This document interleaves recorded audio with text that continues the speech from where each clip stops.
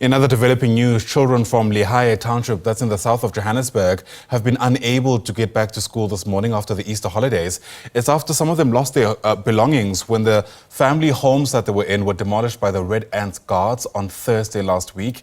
It's understood the houses were illegally built on private land. It's still not clear who ordered that destruction by these Red Ants, who are accompanied by the Johannesburg Metro Police. Some of the affected families have since sought temporary accommodation from their neighbours. Our reporter on the ground is Dludla, who's been watching the story as it continues to unfold, and he joins us now live from the area itself. And Calvin, we're waiting now to hear from the councillors in the area. What have you been able to find? Remember, Ayanda, in the view at home, that when we were about to cross live, I told you that the councillor of this place called me, and then unfortunately I couldn't respond because I was preparing for a live crossing. But now we managed to get the councillor, Mr. Sitembiso Zungu Manzin. Thank you very much for your time. People are complaining that houses are demolished. They are not given a notice. They don't know why their houses are demolished. They are saying you, yourself, the councillor, you are ignoring them. What is happening exactly? Morning, Tabisa, and morning to your viewers. Tabisa, let me put it this way. The issue of Lehae is not new. It dates back to a few months, few years back. There was a demolition that took place. We still want people that they should not land grab, because that area is allocated for RTB houses. I think we've got 650 stands there that are allocated for housing. We've got people who are on the waiting list from 96, 2000, 2010, who are still waiting to be allocated houses. And it won't be correct that someone who comes in today because it's got 15,000 rand, in actual fact, they are actually paying for those stands. They are buying stands there, 15,000, 20,000 rand. There's a case opened by housing against those who are allocating people there. So people are warned, Tabisa, that they should stay away from land invasion. I warned them myself. I've got a group of Lehae with over 800 people. Where I posted a message to say, let's not even go there and land grab, because we are going to demolish. And my duty as a ward councillor is to make sure that I report any form of land invasion. That's what we are taught and told as councillors. You can't be driving around here saying land invasion, you don't report. Then you are not doing your job. Any councillor of Johannesburg, when you see land invasion, you report land invasion so that it is attended to. If you were to go around here in Region G, you will see that Region G has become a hub of land invasion. There's shacks everywhere. And what we've picked up is that we've got a criminal syndicate who are now operating these squatter camps. In every squatter camp, they own maybe 10, 15 shacks. One person. And once housing comes in to register a place, they then start selling at a cost.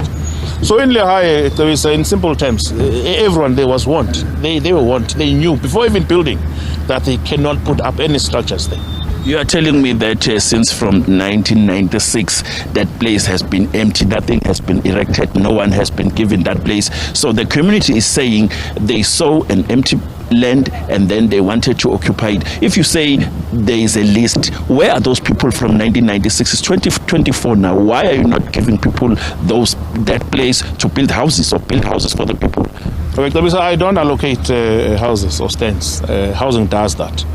And Lehae is not as old as 96. Lehae is 2006-7.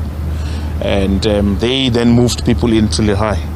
But remember, while they were still building houses housing, they had to stop because of some financial issues with the contract.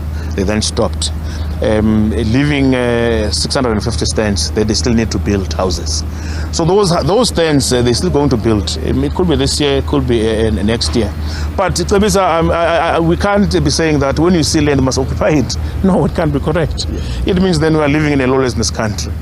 And as public reps, we need to make sure that we report such things when we see them happening. In my ward, they know. I report anything. They tried invading southern farms. I reported it. As it is my duty to do so. But in Lehae, I want to repeat. Now I'm live. I want to repeat. I want to warn people, they should not land grab there. They are going to demolish. They are going to demolish because they need to put up houses for people who've been waiting patiently. So you've got people who are coming in now as young as 18, 19 years old, because it's got 10,000 rand to buy a stand. Then they must just go and buy a stand. Leaving a Gogo who's 8 years old to still be waiting for a stand to be allocated to herself. And it can't be correct. It means we're not leading people correctly. So last week I was here when those houses were demolished. I didn't see you as the leader, and even today I was there early as 7 o'clock, and you were not there. And the community members are telling me that you are not even participating, you are not giving them any direction, you are not taking part, nothing. They don't see you as a leader, and then they don't want you as their councillor come election. They are not residents from Lehae. They are coming from outside. They came in here because they've got money to buy. My community that I lead, I can call a public meeting now, they will testify. I live very well where I lead. Those people are, majority of them are foreigners. If you were to go there, I will find the foreigners there. Some are people who were allocated stands by the government, and they sold those stands. They are now back on the queue. And we must just ignore all that because they're going to run to the media and complain. Can't be correct.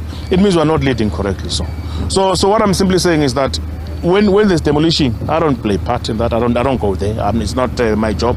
JMPD will go there with red ends and so on, and housing officials, not myself. Okay, my last question to you: are you going to engage them? Are you going to talk to them in any way? Me going there maybe would be just to say don't invade. Because I can't go there and say to people, go and invade, put up structures. I'll be doing something that is wrong. I can be charged for that. They just need to wait like anybody else, patiently. So I've got people on my list from Lehae, the original people from Lehae, that I communicate with almost all the time, who are waiting for the stand. Those who are willing to assist in making sure that housing do allocate them stands. But those who are invading because they've got monies to buy, we can't deal with such. It's criminality at its best. Okay, thank you very much for your time. Thank you. That was Mr. Stembise Zungu, the councillor of Ward 22 here in Lehae, telling us that those people are evading the space, and he says they were not supposed to do that because what they are doing is against the law. Back to you in studio. Right, Calvin Dludla is our reporter live to us there from Lehae Township. That's in the south of Johannesburg. Calvin, for now, thanks very much indeed.